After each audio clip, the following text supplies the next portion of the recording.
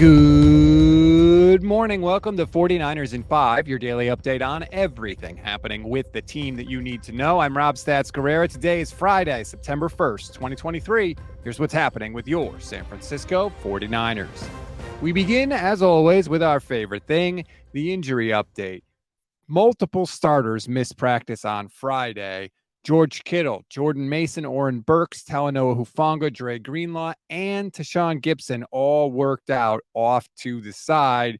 There is some concern about Kittle's injury that he may not be ready to go week one, but the Niners are doing everything they can to try and get him out on the field against the Steelers. Now, speaking of that, as we move to the audio portion of the show, defensive coordinator Steve Wilks met with the media yesterday and gave us his scouting report on the Steelers.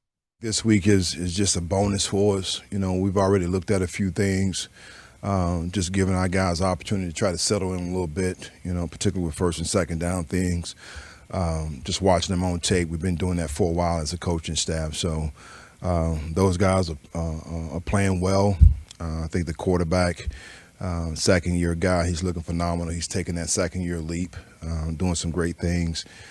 They have the vertical threats down the field that can make things happen in any moment, and they have a very impressive, solid run game. So we definitely got our hands, filled right with these guys coming up next week.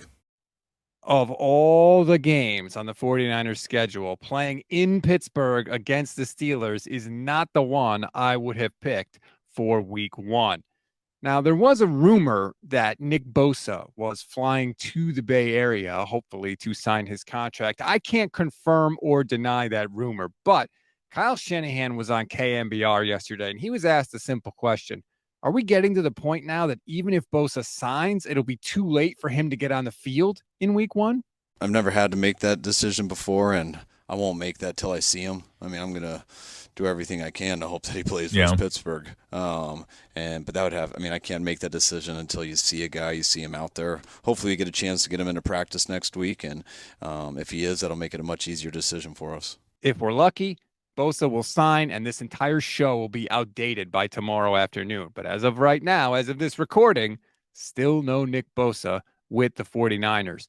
One more from Kyle Shanahan. This one is good. It's a little long, but I wanted you to hear it. He was asked how often teams he plays do things that the Niners haven't prepared for. It used to be pretty easy. It used to be smaller, where the people wouldn't surprise you as much. I think it gets harder and harder each year. I think people versus us more often than not, they switch it up almost every week now. So I think we've gotten really used to being used to that. Teams used to do what they do, and they'd always want to be more confident, and that's why teams don't try to change for other teams. But I think over the years, I think we've earned that a little bit. I think teams' number one goal is to make sure we don't know what they're doing. And even if they are worse at something, just to not let us ready for it. So that's why sometimes it takes a little bit of time to see that. But that also makes teams not quite as good, too. I mean, you want to do what you work on all the time. And if you think you're going to change it on, in a 2.5 day practice period for a game on Sunday, you can, but it better work because, your guys aren't quite as confident in it. It's not something they've been doing throughout training camp and things like that. So for a quicker answer, it happens a lot more than it used to. But man, it was nice when they rarely changed. That was a fascinating answer to me because he's basically telling you that teams know he's so good at breaking their defensive rules that they just have to do something else, because if they don't, they will have no shot, even if, like Kyle said, they're not as good at what they ultimately end up doing. We always give you one thing to read, one thing to watch, and one thing you might have missed. One thing to read on this Friday, David Lombardi has a story in The Athletic all about the 49ers pass rush without Nick Bosa. And there's one little nugget in there about something the Niners are doing along the defensive line that makes me wonder if they've been preparing for a Bosa holdout to stretch into the regular season for a long, long time. If you want to read it, click the link in the description of this episode. One thing to watch. We have a kicker. Really, I swear we do. Niners added former Chiefs and Steelers kicker Matthew Wright to the practice squad. He's made 87% of the kicks in his career, including 6 of 8 from 50 plus. And as I said, he does have experience kicking in Pittsburgh. In fact, he's never missed a kick in Pittsburgh. So that's good news if he has to play. Although Jake Moody has been kicking this week and looks pretty good. Kyle Shanahan said in that KMBR interview, he's hopeful that Moody can be out there week 1.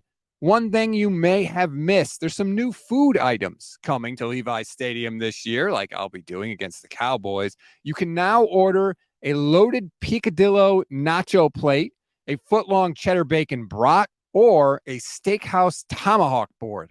I don't even know what that is, but it sounds like a whole bunch of meat. And so 10 out of 10, I'd eat it. That's a wrap on today's 49ers in 5. Please rate, review, and follow the Gold Standard Podcast Network, everybody. Enjoy your Friday and your weekend. I'm Rob Stats Guerrera. We'll talk on Monday.